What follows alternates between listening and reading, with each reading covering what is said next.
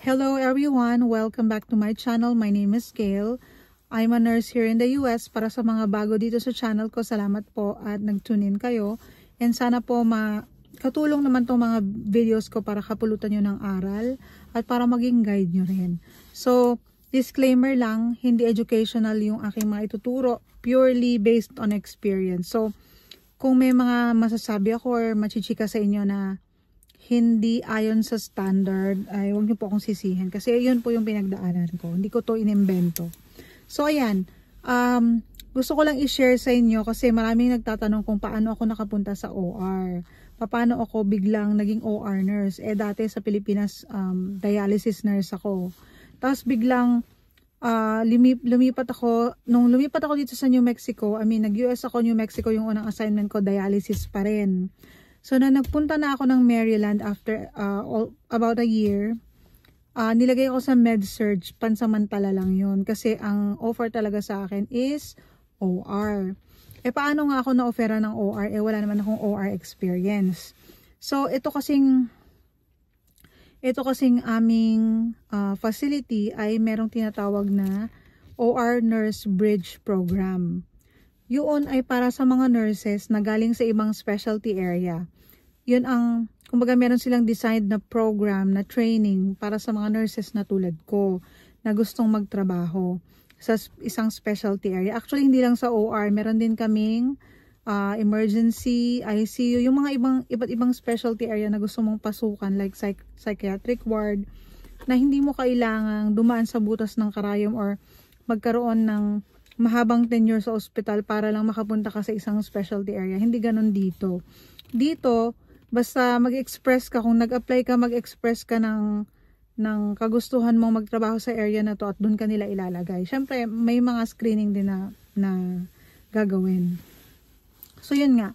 So, pansamantala akong nilagay sa OR at ngayon pansamantala akong nilagay sa med-surg kasi ang training dito sa Luminis Health ay July at February. Dumating ako dito August na. So, hindi ko na naabutan yung July training. Kaya, February pa ako nag-start. So, last week lang. So, nag-stay ako pansamantala sa med-surg at ang dami ko rin namang natutunan. Malaking tulong yung naging training ko sa med-surg. Yun. Parang, doon mo talaga mararamdaman na totoo kang nurse. Kasi, lahat ng mga madaming gamot, madaming iba't ibang klase ng sakit, ang iyong ma-encounter. So, meron din syempre yung documentation, yung nurse-patient interaction, lahat yon talagang may ipapractice mo dun sa medical surgical unit. So, ano ba ang ganap sa aming facility? So, tulad nga ng sinabi ko, naka-join ako sa OR Bridge. Meron din naman yung tinatawag na NRP or Nursing Residency Program. Yung NRP ay para sa mga fresh graduates. So, kahit fresh grad ka at gusto mo na agad mag-OR, pwede dito sa facility namin.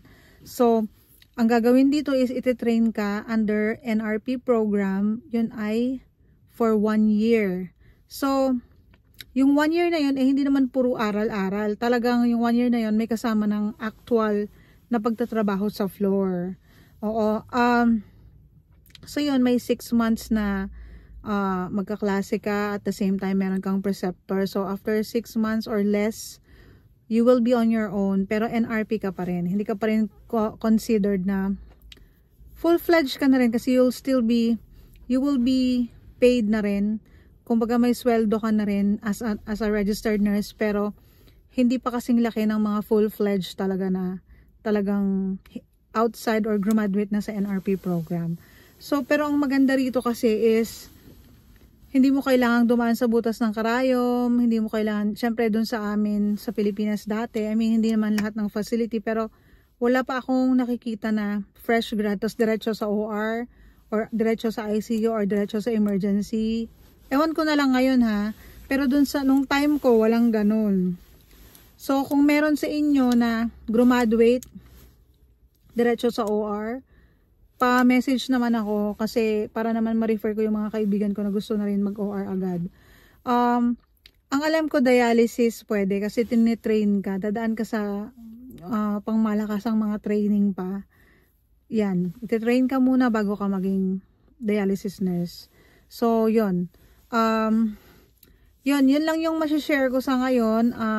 Ang masasabi ko lang is napakaganda ng program namin. Very intensive. Ang dami kong natututunan. Napakabongga ng OR.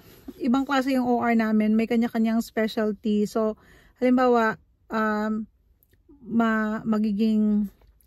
mapupunta ka sa, for example, robotics.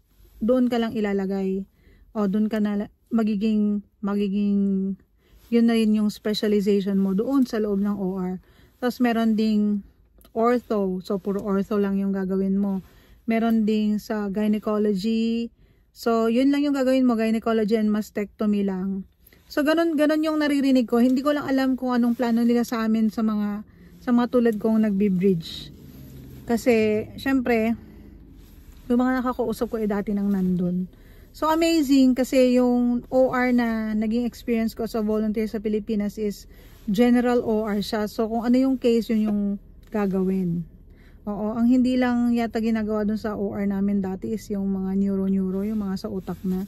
Kasi wala yatang neurosurgeon, I'm not sure. Basta ang mga na experience ko lang nung nagvo-volunteer ako is explore lab, mga intussusception, mga enucleation, amputation, at kung ano-ano pa. So, yun lang muna i-update ko kayo kung ano yung mga ganap sa loob ng OR. So, i-follow nyo lang po ako sa aking Facebook page, sa TikTok, and sa Instagram, Kuratsyang Nurse. Thank you po. Bye!